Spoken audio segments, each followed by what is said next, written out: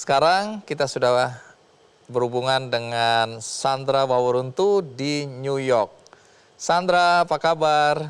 Baik, terima kasih sudah mengundang saya. Sandra, jadi benar ya, Sandra ini pernah jadi korban perdagangan manusia juga ya? Benar sekali. Pada usia berapa itu dan tahun berapa waktu itu?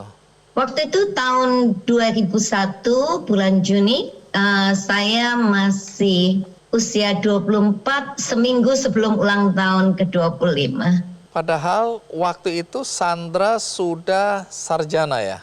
Saya sudah sarjana, betul sekali. Pertanyaan banyak orang, kok bisa sampai kemudian lalai dan tertipu oleh sindikat perdagangan manusia?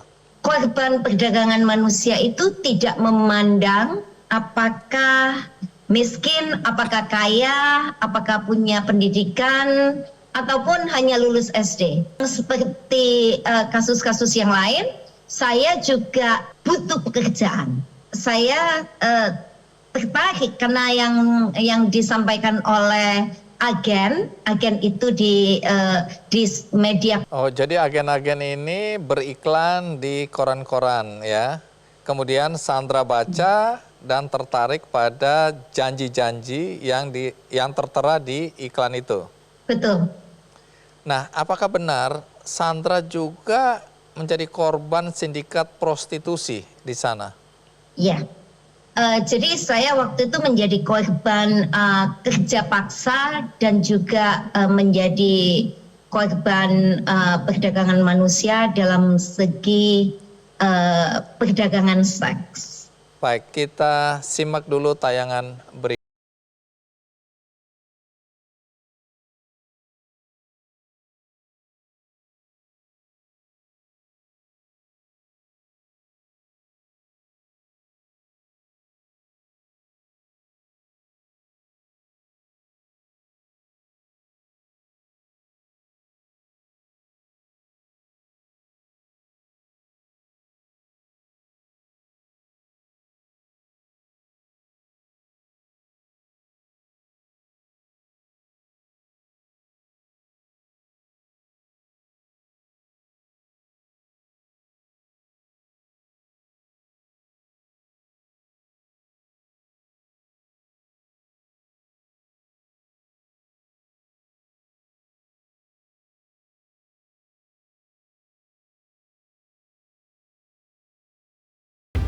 Pada tahun 2015, ia menjadi penasehat Presiden Amerika Serikat Barack Obama untuk memerangi perdagangan manusia.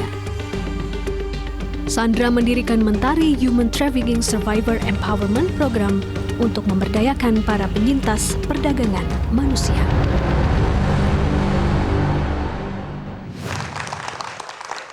Apa yang membuat Sandra pada tahun itu tergerak, tertarik, atau terdorong untuk mencari pekerjaan bahkan sampai ke Amerika? Pada waktu itu tahun 1998 sampai 2001 itu memang sulit sekali untuk mendapatkan pekerjaan di bidang keuangan dan perbankan. Lalu saya mencoba beberapa agen, salah satunya ke Singapura untuk pekerjaan di bank.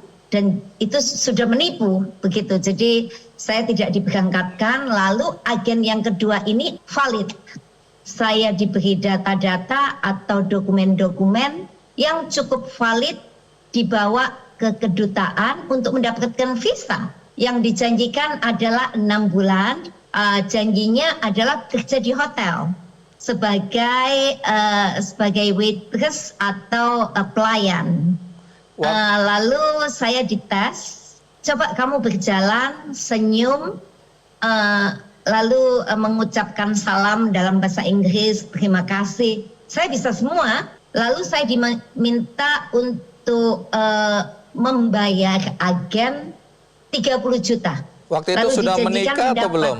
Waktu itu saya orang tua tunggal dengan anak usia 4 tahun. Sesudah saya kasih 30 juta dan paspor saya membuat visa dulu. Saya dites, makanya saya yakin waktu itu. Lalu saya dapat tiket, saya ke Amerika. Jadi tidak ada kecurigaan sama sekali bahwa ini ada upaya-upaya sindikat perdagangan manusia untuk menjual tanda kutip Sandra. Saya tidak ada pikiran itu, sebab waktu itu bukan hanya saya yang datang. Jadi ada 5 lagi. Jadi semacam kelompok. Sesampai di JFK, ada bapak-bapak setengah baya, Malaysian. Jadi bapak-bapak itu orang Malaysia yang membawa fotokopi paspor saya dengan foto saya di tempat tunggu. Jadi dia melambai, kamu Sandra. Oh, ada yang mengidentifikasi saya, tandanya saya akan selamat sampai di tempat tujuan di hotel di Chicago. Lalu kami dibawa ke tempat tempat parkir, dibilang kita tidak bisa ke tempat kerja sebab sudah malam. Jadi menginap. Jadi kalian nanti menginap di New York. Besok pagi kita ke tempat kerja. Jadi saya percaya dengan yang menyebut ini. Tapi saya dibawa ke lokasi di dekat hotel. Lalu berhenti di sana. Saya masih belum paham apakah ini tempat kerja, masih menduga-duga. Ternyata saya dipindah tangankan.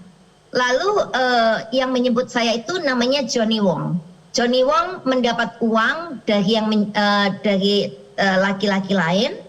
Lalu saya pindahkan ke mobil lain. Saya dibawa ke tempat lain, pindah mobil lain. Lalu yang bapak itu mendapatkan uang lagi, saya jadi dipindah-pindah tangankan waktu kedatangan saya di New York. Sekitar jam 9 malam, bapak ini bilang gini, kamu pulang ke tempat saya.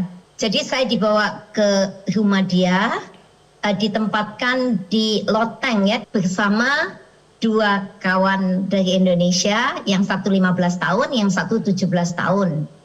Tiba-tiba laki-laki ini masuk, dia bilang open clothes, I want see your skin.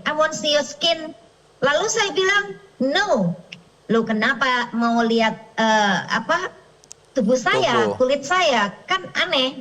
Lalu teman yang masih muda 2 perempuan itu langsung sembunyi di belakang saya. Lalu laki-laki ini tiba-tiba dia ambil senjata dari kantong celananya, langsung ditujukan ke kepala saya. Senjata ini pisau atau pistol? Dia menggunakan pistol waktu itu. Pistol ditujukan ke kepala saya, tangan saya ditarik ke pintu, lalu dia kunci pintu itu dari luar, jadi yang teman saya tidak bisa kemana-mana. Saya ditarik lewat tangga menuju ke lantai bawah atau kita sebut basement. Dengan paksa saya dibawa ke mobil, lalu mobilnya itu tidak bisa dibuka dari dalam. Jadi safety-nya itu dipasang, jadi saya tidak bisa buka karena saya mau kabur waktu itu. Tapi pistolnya itu ditujukan ke pinggang saya di mobil. Jadi saya tidak bisa berbuat apa-apa. Saya dibawa ke tempat lain, perumahan, lalu dipaksa turun, lalu dia mengebel. Lalu waktu dibuka, bapak ini bilang, Mama Sang, a new girl. Jadi saya waktu itu kaget. Saya tidak bisa berbuat apa-apa sebab pistol itu masih di pinggang saya dari belakang. Lalu mama itu bilang, nggak usah takut. Dia bilang, nggak usah takut. Kamu nanti kerja jadi bisa punya uang. Lalu si bapak yang membawa saya ke situ pulang. Dia bilang, I pick you up. Jadi beliau akan menjemput saya begitu. Jadi dalam waktu beberapa jam saja sampai di tempat ini, ternyata ini tempat prostitusi. Jadi saya langsung dijual malam itu juga kepada pembeli seks. Dan ini bukan pekerjaan sebetulnya, adalah pemerkosaan. Nanti cerita lanjutan, artinya berapa lama Anda mengalami ya tindakan seperti ini dijual tanda kutip, dan nanti cerita bagaimana Anda akhirnya bisa meloloskan diri. Tapi kita rehat sejenak, ikuti terus Kick Andy. Saya menjadi penasihat 57 negara yang fokusnya untuk menghentikan perdagangan manusia secara global.